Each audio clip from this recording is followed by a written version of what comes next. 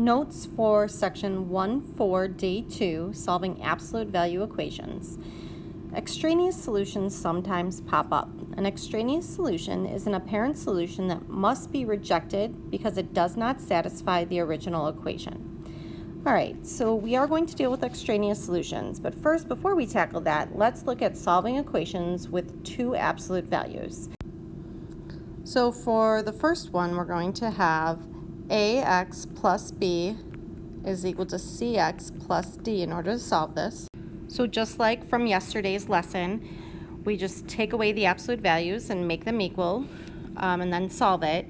Now, yesterday we said there's two solutions though. We have ax plus b outside its absolute value is equal to the opposite of what's on the right side. So we're going to stick with that plan and we're going to say the opposite of cx plus d. So when you go and solve for this, you'll have ax plus b is equal to, and we'll distribute that negative sign, negative cx minus d. So let's tackle this by doing example 4, letter A. So let's set up the two solutions. We have 3x minus 4 is equal to x, and we have 3x minus 4 is equal to negative x. So when you go to solve this, we are going to subtract the 3x from both sides. Oops. And then you end up with negative 4 is equal to, this would be like 1 minus 3x, so you get negative 2x. And then we divide by negative 2, and you have 2 is equal to x.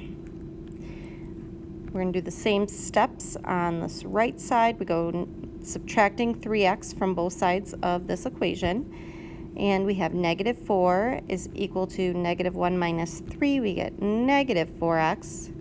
Divide by negative 4. And you have an answer of 1 is equal to x. And those are your two solutions. Now, let's plug them in just to make sure. So if I blow this up, if I say 3 times, and we're going to put a 2 in here. 3 times 2 is 6, minus 4 is 2. The absolute value of 2 is 2. If I put the 2 over here, the absolute value of 2 is 2. Perfect. That answer is correct. Now let's plug in our other solution of 1. If we say 3 times 1 is 3, minus 4 is negative 1. The absolute value of that is 1. If we plug 1 in here, the absolute value of 1 is 1. So both of our solutions work out, and we are going to move on to the next problem. Great. For this one, it's a little bit harder, but not too much. We are going to still get rid of the absolute value. Sine 4x minus 10 is equal to 2. We are going to get rid of the absolute value, but we can't just say 2 3x because that looks like now 23x. We need to replace the absolute value sign in this situation with the parentheses.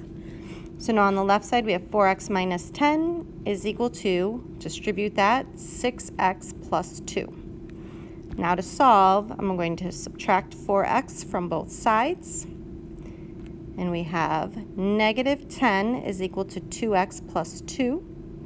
And then we're going to subtract 2. Negative 12 is equal to 2x.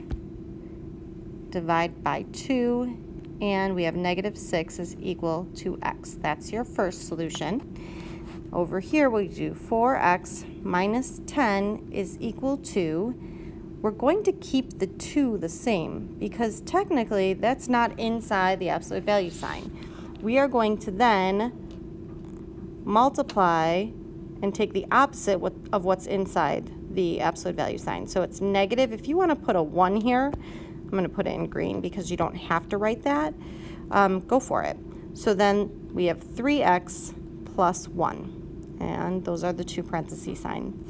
So we're taking the opposite of what's inside the absolute value. And the way we take the opposite is by multiplying it to negative 1. So now let's distribute the negative sign or the negative 1. And we'll have 2 times negative 3x minus 1. That'll be on the right side. Now we have to distribute the 2, and we get negative 6x minus 1. Equal, bring everything on the left side back down. And now you're familiar with solving these types of equations. In this case, I would like to add the 6x, so we have a positive coefficient in front of the x. 10x minus 10 is equal to negative, oh, I made a mistake. This is negative 2, because 2 times negative 1 is negative 2. So then we have left negative 2. Now let's add 10 to both sides. And we have 10x is equal to 8. Divide both sides by 10. X is equal to 8 tenths. You can keep it as 4/5, or you can write it as a decimal. And then I would suggest plugging it in and checking. For time purposes, we're going to move on. I'm going to have you do C and D on your own and check your solutions. Here are the solutions for the on your own part.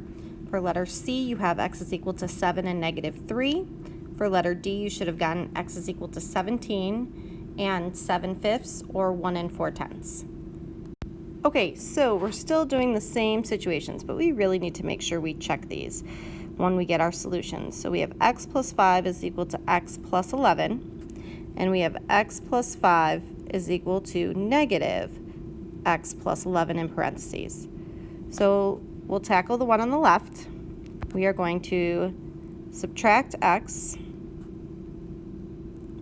and we get 5 is equal to 11.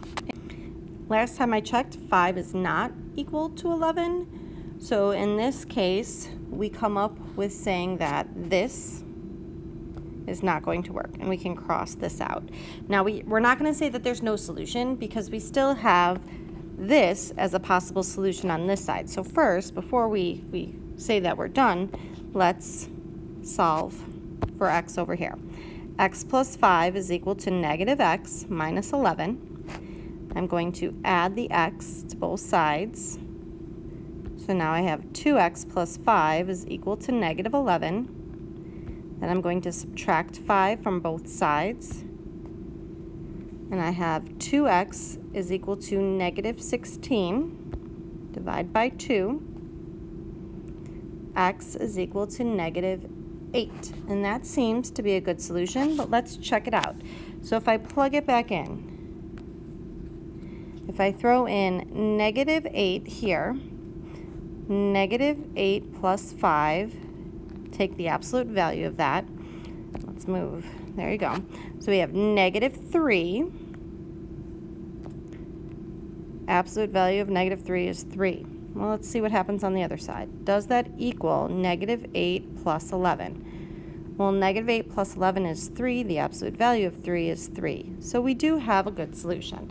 Our solution would be x is equal to negative 8, and that's the only solution that works.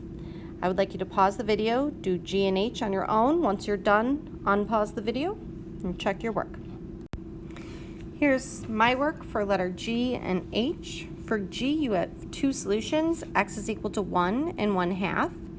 For H, you only have one solution, which is x is equal to negative 1/5 or x is equal to negative 2/10.